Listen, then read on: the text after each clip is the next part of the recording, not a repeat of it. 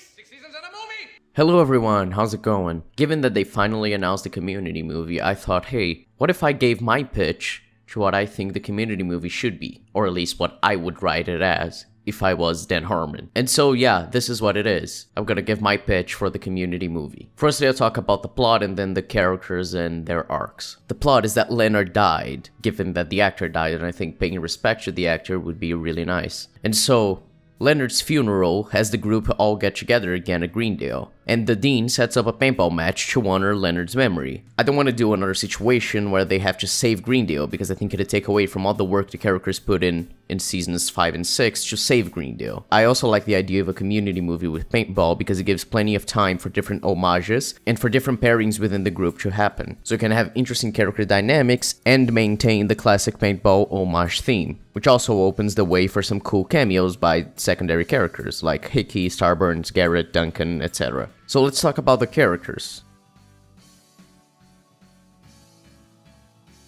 Jeff has become more mature. He is now friends with Fat Neo and Vicky, who are now married, because if you remember in season 3 especially, they had that subplot of them wanting to be together. And Jeff plays D&D with Neo and Vicky every week. However, once the study group gets together again, Jeff regresses to being as antagonistic and annoying towards people outside the group as he was during the show, which is played for laughs at first but gets more and more uncomfortable as we see he hurts Fat Neo and Vicky. Jeff's arc is to learn to accept how mature he's become, even if it means not getting along as well with the group as he'd want. Also, Jeff and Annie stayed in touch over the years and they're pining for each other. Jeff wants to be with her, but he doesn't want to admit it. And he's finally able to be with her because he is more mature and he cares about her needs, which he didn't in season 6. But this will be signified by him, at the end of the film, moving to live with her, showing he's putting her needs above his. So Jeff would have to be talked into giving the relationship with Annie a chance by many characters, with the Dean also showing some maturity and telling Jeff to try this relationship with Annie, showing the Dean has grown up as well and doesn't need to pine for Jeff anymore. However, I think the last character to talk to Jeff about it should be Britta, as they would have become closer by staying at Greendale, the city, over these past few years, and because it'd show how Britta has matured and become a good psychiatrist who can actually help people.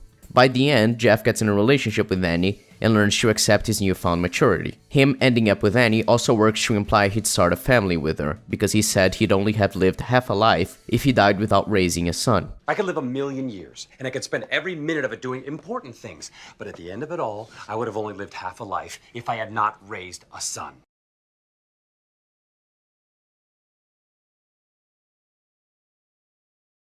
Annie is extremely obsessive about her job, to a point where she's not able to have a social life, which is why she only talks to Jeff. Now that she's in her 30s, she's ready to settle down, but she doesn't want to admit it, which is why she hasn't made a move on Jeff despite their flirting. During paintball, she talks to Britta, who tells her to go for it with Jeff, showing Britta's more mature, also to show how everyone knows those two are in love with each other. Annie's arc is to learn that she doesn't need to sacrifice a social life or being in a relationship for her career. She can actually have both and be fulfilled.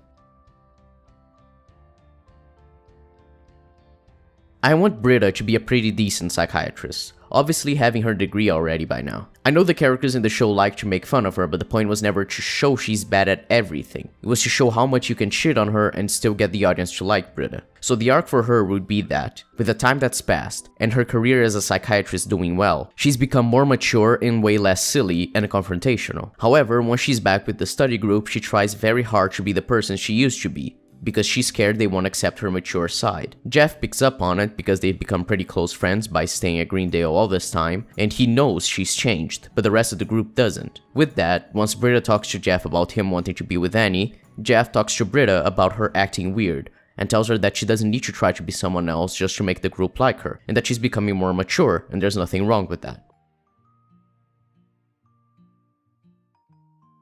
Shirley came back to Greendale, the city, and now she's back together with Andre, and Shirley Sandwiches is booming. She got her business degree and she learned to balance her life as a businesswoman and as a housewife better, but this means she's gotten more responsible. With that, her and Frankie would try to stop the paintball game so it doesn't destroy the school. I also think Shirley and Frankie would have become good friends over this period. However, Shirley's convinced, then later is able to convince Frankie, that they can still be silly once in a while without being immature. They learned their maturity doesn't hinge on being stuck up in regards to every matter. The way to make this work is to have Frankie trying to stop the game despite Troy, who now has Pierce's money, saying he'd pay for any damages caused during it. You could say that Troy helped the Dean to set up the game, which is how they were able to get such a big prize for the winner, which is how they motivate people to take the game seriously, like what happened in seasons 1 and 2. So Frankie would need to learn to let loose, as Shirley remembers she's still able to be mature and responsible while still hanging out with the study group.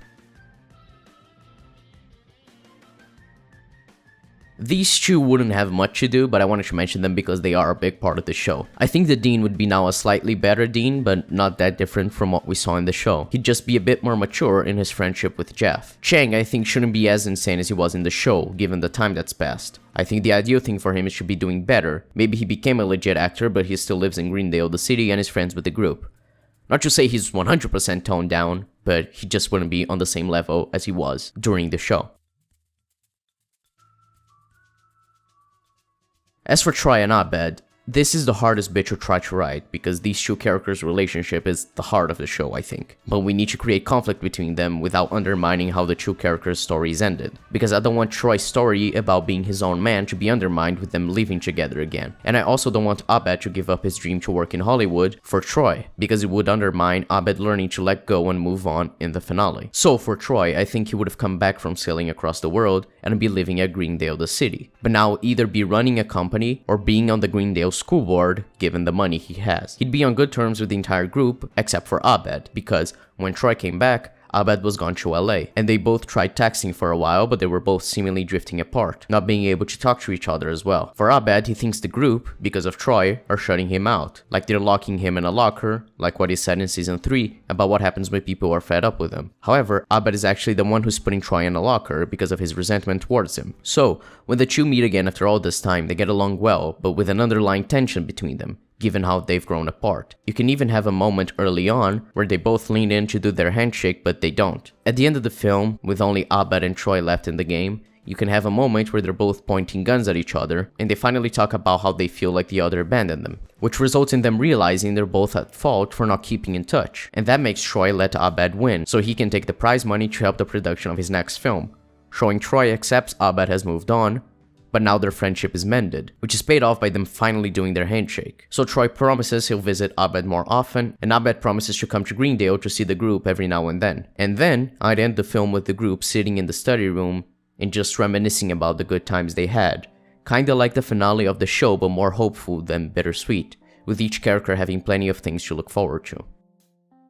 And yeah, that's pretty much my pitch. As you can tell, the theme is basically about maturity, how characters deal with becoming more mature or trying to become more mature, and how that affects their states of mind and relationships, which I think is fitting for a movie made 8 years after the show ended. So I hope you enjoyed. If you did, remember to like and subscribe. If you can, support us on Patreon or become a member of the channel. And yeah, thank you very much for watching. We'll catch you next time. Goodbye.